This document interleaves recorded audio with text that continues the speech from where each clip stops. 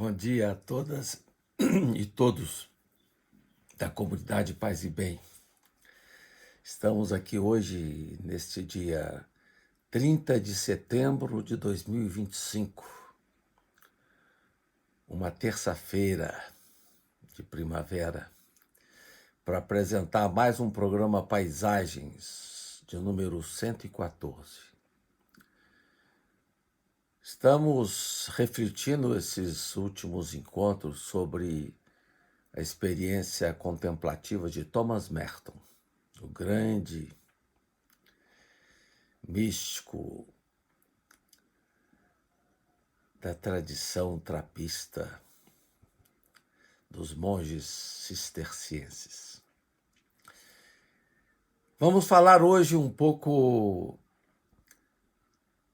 do tema Na Profundidade do Silêncio. Seguimos aqui a pista do mesmo livro de meu ex-orientando, Sibelius Cefas, sobre Thomas Merton em sua tese doutoral. Falando agora sobre a profundidade do silêncio, da oração e do que ele tratou como ponto virgem. O silêncio é um tema muito intenso e sempre presente na obra de Thomas Merton. O silêncio como uma outra forma de dizer. Ele tem sua eloquência, o silêncio, tem sua ressonância, é um silêncio criativo. Em sua obra Homem Algum é uma Ilha, publicado em português pela editora Vozes, mas sendo o original de 1955, Thomas Merton fala da força do silêncio e da obstrução dos ruídos que desafiam o silêncio das florestas, das montanhas e do mar. Os terranos, como ele diz, com suas máquinas poderosas, passeiam por todas as direções, cheios de medo de que um mundo calmo os acuse de vazios. Diz Merton, e aqui cito: os que amam o ruído que fazem são impacientes com o resto. Desafiam constantemente o silêncio das florestas, das montanhas, do mar. Eles passeiam com suas máquinas através da floresta silenciosa em todas as direções. A pressa de sua velocidade, sob o pretexto de um fim, simula ignorar a tranquilidade da natureza.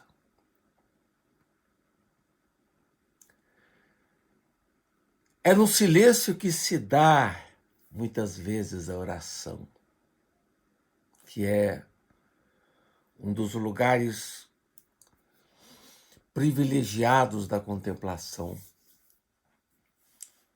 Merton sempre deu muita importância aos salmos, escreveu um livro sobre os salmos. Teve também, Merton, uma relação muito bonita com a tradição oriental, do cristianismo oriental, com o exicasmo, a tradição exicasta. No seu livro Questões Abertas, Thomas Merton aborda o tema da oração num dos maiores centros monásticos da cristandade, o Monte Athos.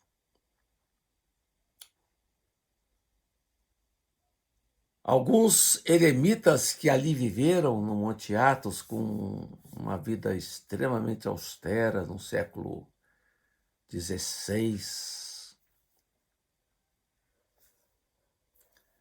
Como diz Merton, esses monges receberam o beijo de Deus. Nesse centro monástico do misticismo ortodoxo, a presença da oração de Jesus, como eles falam, que é a repetição contínua de fórmulas breves ligadas à respiração de forma ritmada e aprofundada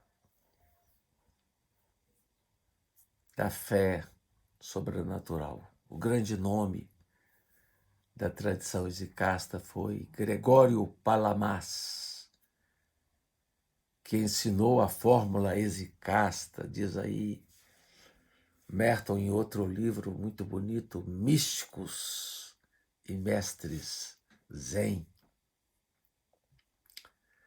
A fórmula, muitas vezes adotada pelos exicastas, dizia simplesmente: Senhor Jesus Cristo, Filho de Deus, tende piedade de mim, pecador. E repetia essa frase como mantra.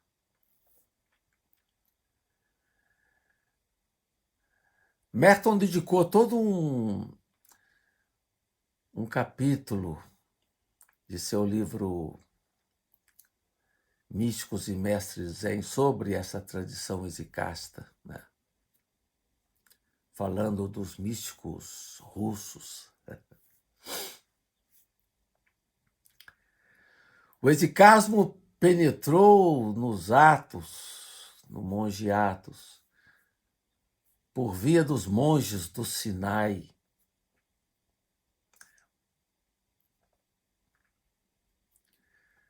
E nos monges do Sinai destaca-se o grande João Clímaco. O deserto do Sinai era visto como local privilegiado para a presença orante dos cristãos que fugiram das perseguições, fazendo daquele espaço um centro do monaquismo eremítico. No centro dessa meditação, povoada pelo silêncio e por esses grandes mantras, uma vida de simplicidade.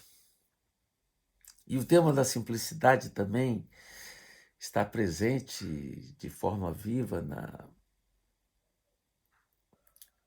na obra de Merton. Merton fez também sua a opção por um estilo de vida de simplicidade e despojamento, sua atração pelos padres do deserto do século IV, no Egito, na Arábia, na Palestina, né? Cujo ensinamento Merton também reproduziu em outro livro muito bonito, chamado A Sabedoria do Deserto, um livro de 1960, que foi publicado depois no Brasil em 2004, pela editora Martins Fontes. Ali, a busca da pureza do coração e a busca do descanso, quies, a sanidade e o equilíbrio de um ser, dizia Merton, né? De um ser que não necessitava mais olhar para si mesmo, pois era levado pela perfeição da liberdade que possuía. A oração era a essência da vida do deserto, sobretudo a salmodia e a contemplação silenciosa.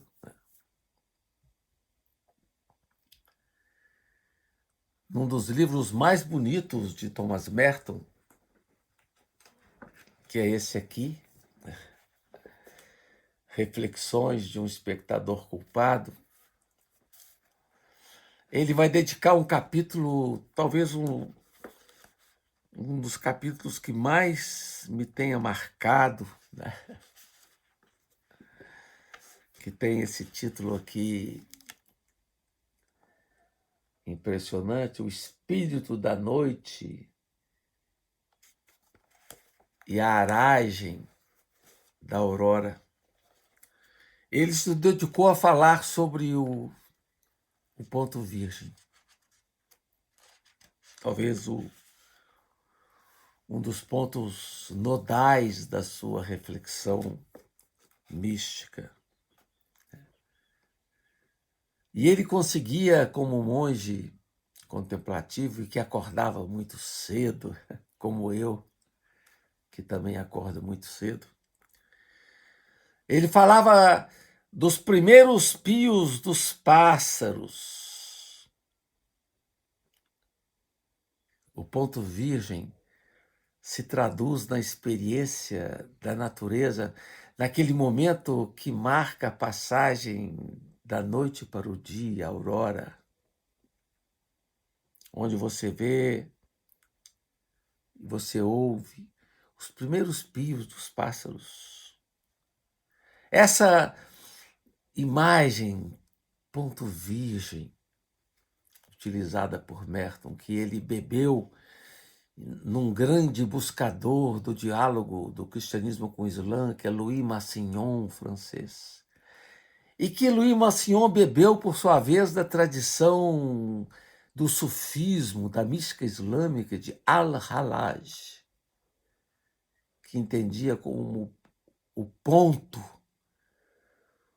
como a dinâmica fulcral da experiência contemplativa do mistério do Um. E Merton conseguia perceber a presença desse ponto na aurora, no início da aurora, quando o céu ainda estava desprovido de luz real.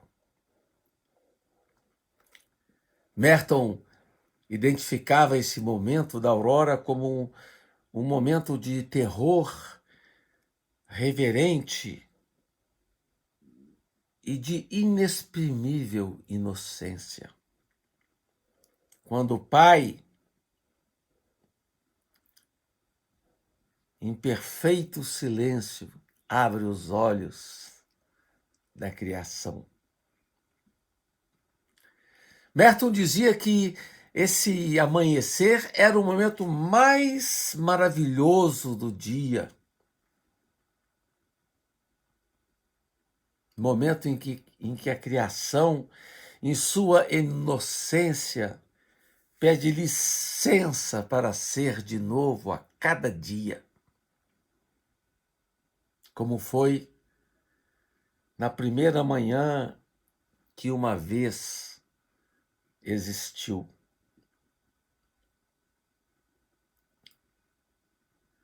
Ele identificou esse ponto virgem, como ponto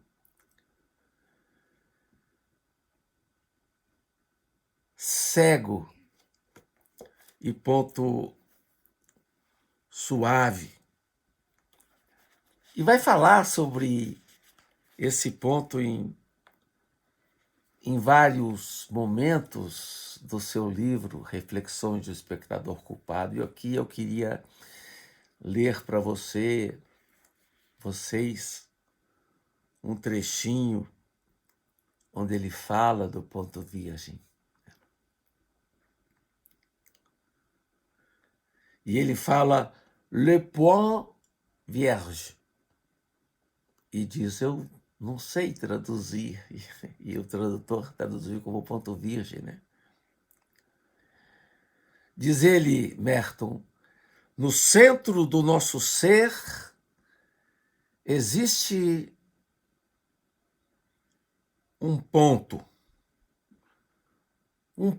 como que vazio, intocado pelo pecado e pela ilusão, um ponto de pura verdade, um ponto, uma centelha que pertence inteiramente a Deus, ou seja, dentro de nós existe um ponto que pertence inteiramente a Deus.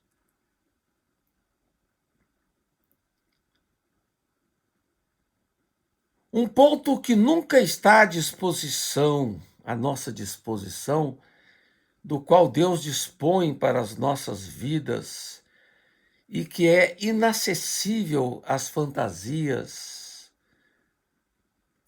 da nossa própria mente ou às brutalidades da nossa vontade. Esse pontinho de nada, diz Thomas Merton, é um pontinho de absoluta pobreza e que é a pura glória de Deus em nós. E foi essa experiência de Merton na percepção desse ponto virgem que ele viveu em certo dia, quando ele estava no centro de Louisville, numa zona comercial, e que de repente ele olhou para as pessoas ali naquele lugar. E em vez de ver as pessoas, ele viu o íntimo das pessoas.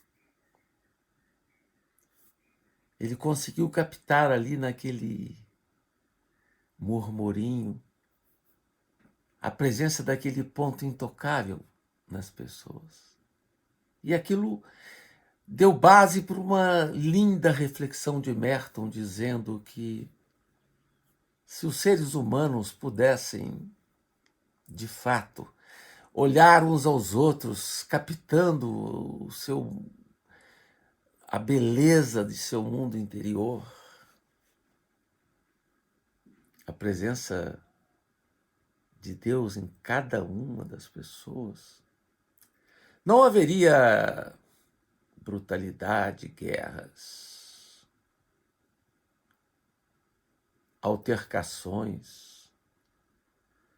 As pessoas se entenderiam mais, se respeitariam mais, seriam entendidas na sua especificidade. E Merton ainda vai além, fala, as pessoas, inclusive, se ajoelhariam umas diante das outras por serem portadoras desse dom e desse mistério no mais profundo da sua intimidade.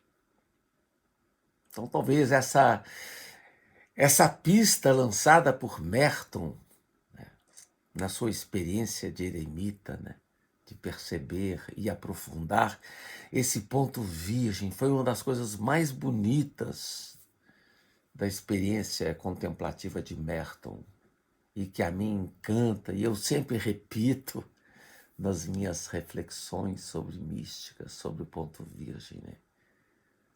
Inclusive sobre a sua matriz Sufi, em Al-Halaj, né? Nukta, esse ponto essencial e fundamental na nossa vida. Então isso é do que eu queria falar para vocês hoje, né? Em torno dessa linda, maravilhosa experiência de Thomas Merton, como um convite feito a cada um de nós para poder encontrar espaços fundamentais de esvaziamento de si, de participação nesse grande silêncio da natureza, para perceber as maravilhas do mistério que nos convoca para uma vida de paz, de alegria, de solidariedade, de hospitalidade, de diálogo. Essa é a minha mensagem hoje aqui para vocês, nessa primavera. Agradeço a todas e todos que estão me ouvindo. Agradeço ao Felipe Albani por sua presença contínua de apoio. Desejo a todas e todos uma linda semana e que estejam sempre atentos a esse ponto virgem que habita na intimidade de cada um. Um grande abraço, paz e bem.